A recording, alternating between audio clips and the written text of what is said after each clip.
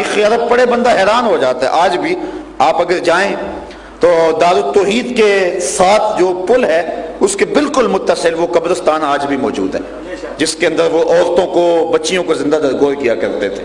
وہاں رونگٹے کھڑے ہو جاتے ہیں. عبرت کا نشان وہ آج بھی موجود ہے. بہن کو قتل کرتا تھا بھائی کہ کل میرا کوئی بہنوئی نہ کہلائے.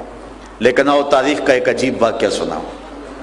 اللہ کے محبوب علیہ السلام کی حقیقی بہن اور حقیقی بھائی کوئی نہیں تھا, لیکن جب حضرت حلیمہ سعدیہ کے ہاں گئے, ایک ان کی بیٹی تھی جس کا نام تھا حضرت شیمہ, اور وہ حضور کو شام کے وقت قبیلہ بنو سعد کے کھلے میدان میں کھلانے کے لیے لے کر آیا کرتی تھی.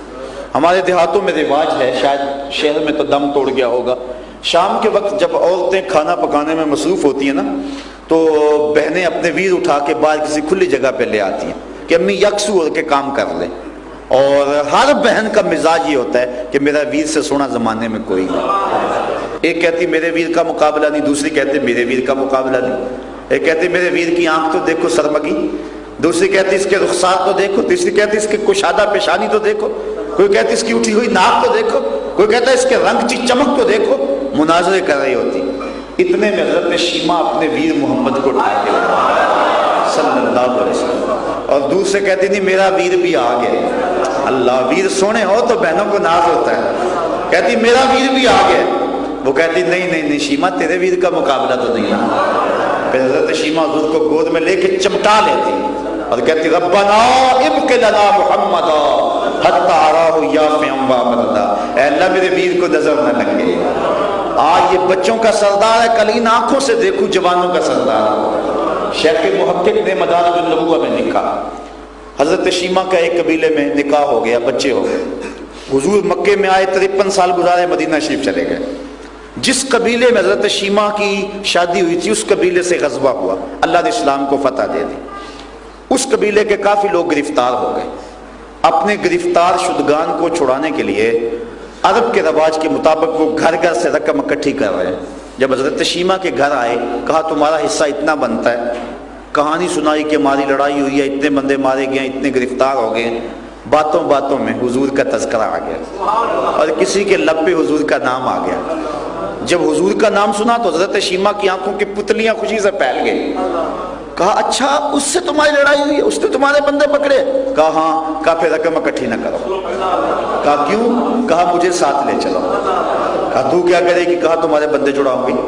کہا عجیب بات ہے. کہا تمہیں نہیں پتا وہ میرا ویر لگتا ہے, وہ میرا بھائی لگتا ہے.